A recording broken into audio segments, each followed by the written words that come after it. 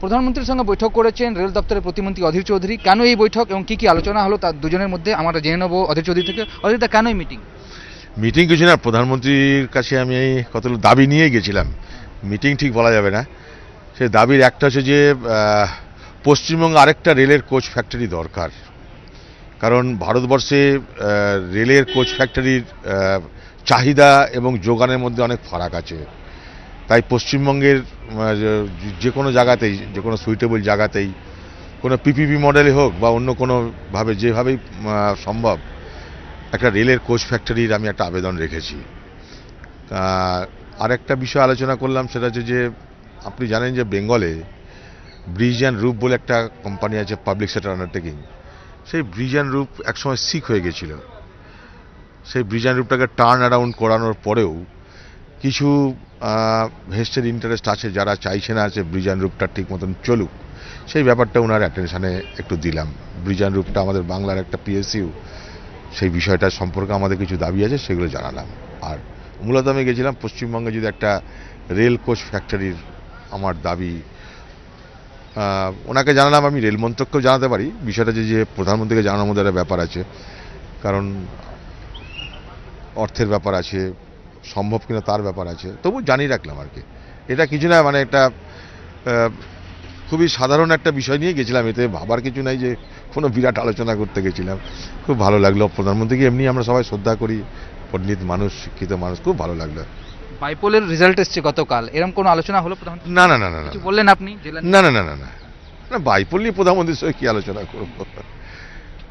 বাইপোল নিয়ে আমাকে সুশীল কুমার সিন্ডে অভিনন্দন জানালো, কনগ্রাচুলেশন জানালো।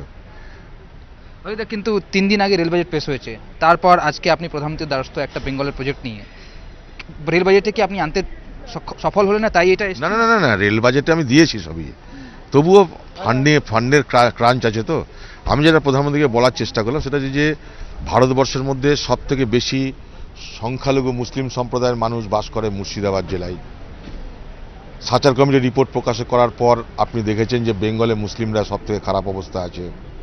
তো যদি কোনো মুসলিম অধ্যুষিত এলাকাতে আমরা বিচার করি যে একটা রেলের কোচ ফ্যাক্টরি, তাহলে কি হয়, সংখ্যালঘু সম্প্রদায়ের মধ্যে একটা ভালো মেসেজ যাবে যে না, আপনি সাচার কমিটি রিপোর্ট প্রকাশ করার পর এখনও পর্যন্ত সংখ্যালঘু সম্প্রদায়ের মানুষের স্বার্থে কিছু ভাবছেন। আমি এটা একটা উল্লেখ করেছি যে পশ্চিমবঙ্গে 28% সংখ্যালঘু সম্প্রদায়ের মানুষ, তার মধ্যে মুর্শিদাবাদ সব থেকে বেশি সংখ্যালঘু সম্প্রদায়ের মানুষ বাস করে সারা ভারতবর্ষে।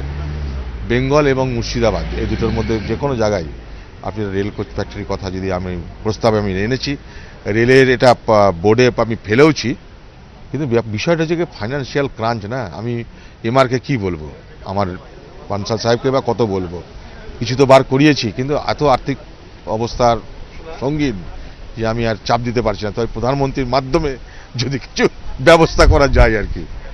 এটার মধ্যে নতুন কোনো অর্থ খোঁজার কোনো মানে নেই যে আমি কাউকে এড়িয়ে গিয়েও না, কাউকে কিছু না, সাধারণ একটা পদ্ধতি এগুলো কতগুলো। হয়তো শেষ প্রশ্ন, গতকাল যে বাইপোলের রেজাল্ট এসেছে তারপরে মুখ্যমন্ত্রী বলেছেন কি যা ফল সেটাতে তাদের একটা আসন জয় হয়েছে, তারা একটা সিট জিতেছেন, তাদের একটা আসন ছিল না, এবং তিনি কৃষ্ণেন্দু চৌধুরীকে ফোন করে ধন্যবাদও দিয়েছেন। আপনিও কি মনে করেন তৃণমূলের একটা আসন ছিল না, তারা একটা জয় পেয়েছে, সেটা তাদের ভালো হয়েছে?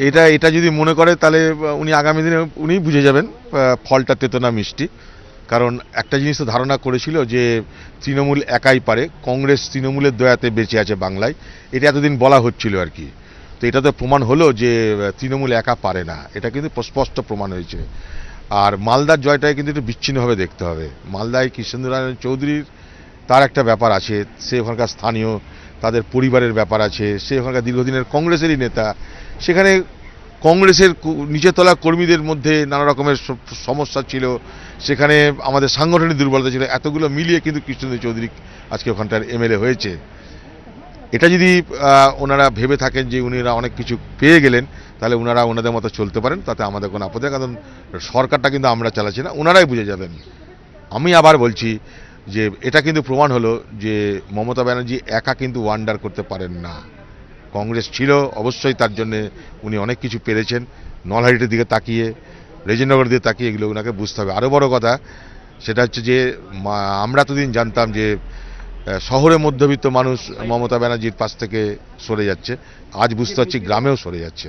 কিন্তু এটা কি একটা বার্তা কোথাও কোথাও রয়েছে কি কংগ্রেস টিএমসি জোট করলেই কিন্তু বামফ্রন্টকে হারাতে পারবে, এরকম একটা বার্তা কি আছে? আর ভবিষ্যতে কি আমরা আবার দেখতে পারি কি আবার জোট হচ্ছে কংগ্রেস টিএমসির লোকসভা বা বিধানসভা? দেখুন, আমাদের তো কোনো বাধ্যবাধকতা নেই, কারণ তারাই দল ছেড়েছে, আসতে হলে তাদেরকে আসতে হবে। ধন্যবাদ। স্পষ্ট করলেন অধীর চৌধুরী কি যদি জোটও হয় তাহলে তাদেরকেই আসতে হবে, কারণ কি তারাই ছেড়েছিল। এবং আজকে প্রধানমন্ত্রীর সঙ্গে তিনি বৈঠক করেছেন, পশ্চিমবঙ্গে তিনি একটা রুল কোচ ফ্যাক্টরি চাইছেন, সেটা মুর্শিদাবাদ জেলায় হোক, সেটাও তার দাবি। ক্যামেরাম্যান মানের সঙ্গে বিজেন্দ্র সিং, এপি আনন্দ, নয়াদিল্লি।